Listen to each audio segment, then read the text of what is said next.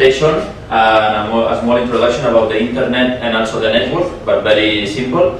And then we will do two trainings. First of all, one related to websites and WordPress, and the other one related to networks, that we will go in deep with a router and many computers to establish a private network and see how the things work in the network. So first of all, basic, what's the internet? And the internet is a large network of computers connected worldwide, and they talk and send data to each other. They are linked, they are connected through telephone connections, cables, waves, as you know, Wi-Fi, and also other technologies can be like satellites or other. And of course they are able to communicate because they use the same, as we were talking, Thomas, they use the same language, more or less, or a protocol, so they can understand each other, right?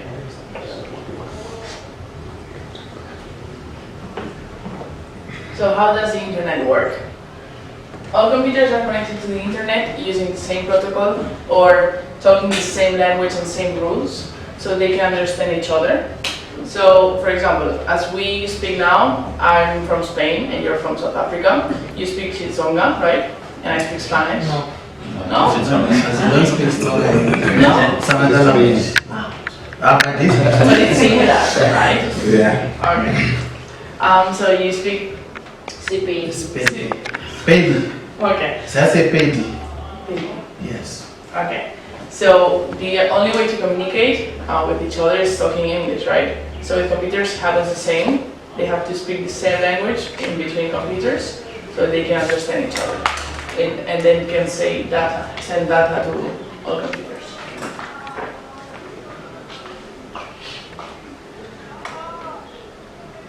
So first of all, if we want to connect a computer from our house and we don't have any type of internet like fiber cables or Wi-Fi, first of all we would hire a service from ISP, the internet service provider company. In South Africa would be Telkom or Vodacom, for example. And this company would be in charge of installing the ADSL cables or fiber cables into your house, and then they would give you the connection to internet through these cables. Then this company assigns each of one of your computers connected to the network one unique number. So they are unique in this network, and these are called the IP addresses. So for example, everyone has a different telephone number, and if I would call the number, I don't know, 666-7, it would only call one person, because otherwise I would be calling many people and we would have many problems, of course. So these IP addresses are composed of 4 different numbers from 0 to 255, and they are separated by dots, and this would be an example. I know you have seen many.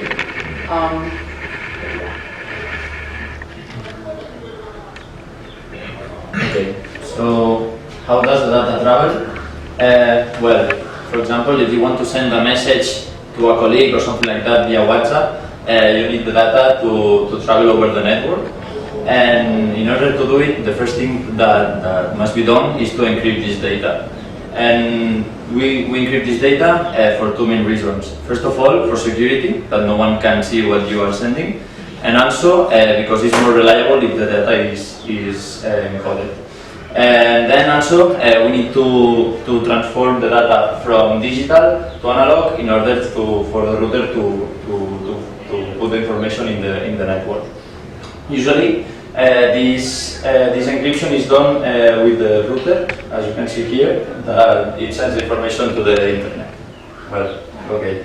There are two types of networks. The first ones are the private and then the public. The private is what you have inside the school, inside your home, inside a hospital, for example, and it's this part of here, which are many computers and also mobile phones, which are connected to a router. Is a router, and you can connect the different devices and you can talk to each other without need of internet. So So that's why it's called a private network. And then there is the public internet, like the public network, which is connected to the internet. And in order to get to one IP address of the public internet, you do it through the router. These public networks travel via two different paths. The first one via satellites, but only less than 1% of the internet traffic will proceed thanks to satellites, and the other one, 99%, is via cables. As you can see here, there are a lot of submarine cables. In fact, there is, I think, more than 1 million kilometers of cables, so you can go and back to the moon a lot of times. And yeah, these cables are introduced with the big telephone companies such as Telkom, and yeah, these are the ones that connected the different world. And yeah, in order for us to receive this data from the submarine cables, we need the internet exchange points. That usually there are 1 or 2 or 3 in each country, and then the Vodacom or Telkom or the internet providers are the ones that are in charge of connecting these submarine cables and bringing all the internet to your city or your town.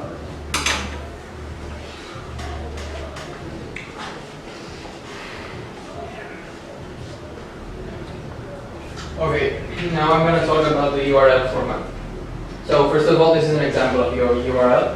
It's pretty common. It's pretty known. It's the Google URL, and this is it can be it's formed by the protocol and then the domain name. Its domain name corresponds to a certain IP address, which is what they talked about before. The first part, which is the protocol, many use the HTTP, which is the one which you use to connect to the internet. If you recall the graph which Pau explained before, you have first of all your device which connects to the router, and the router connects to the internet. So the protocol used to connect to the servers in the internet is the HTTP. The HTTPS is the one used more often now. In the future, it's like an evolution of the HTTP, which is the S only stands for secure. So it's a much more, it's an encrypted protocol, and the data can be transferred without no problems of a data breach.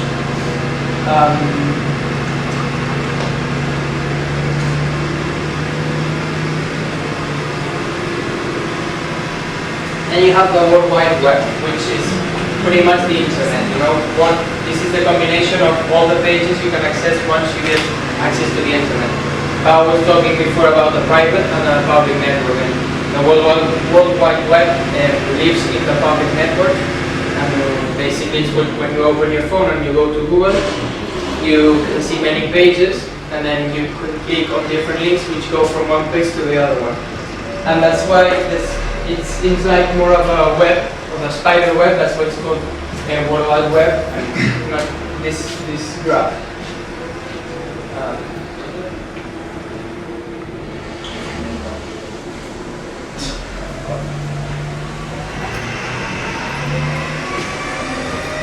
Yeah, and then finally, to access this web, you use what is called a browser.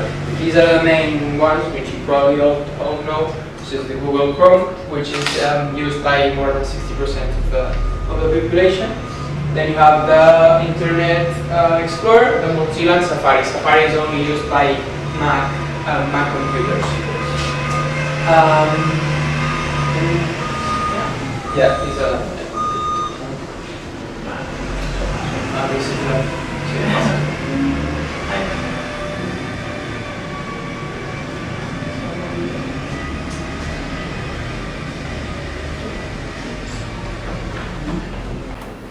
Okay, so as you know, internet has become really common in our daily life, and it's not always as good as it seems.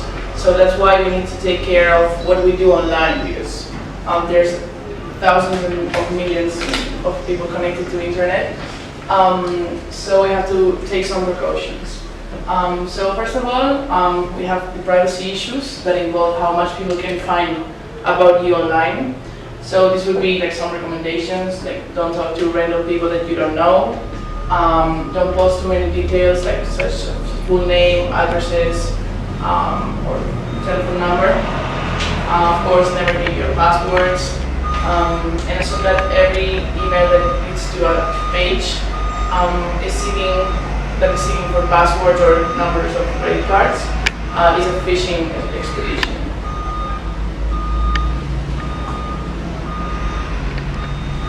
Then we have the security issues that has to do with keeping control over what's happening in your computer.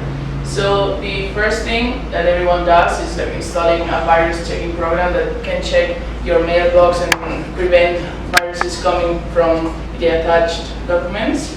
Also can clean your computer from viruses. And as viruses sometimes can come from email attachments, such as documents or links. You don't have to open an email attachment if you don't know if it's like trustworthy or not. So of course, like pick complex passwords and reuse same passwords, and also keep your computer's software up to date. And also the third one would be like just plain annoyances, including spam on your email, your browsers like popping up and etc.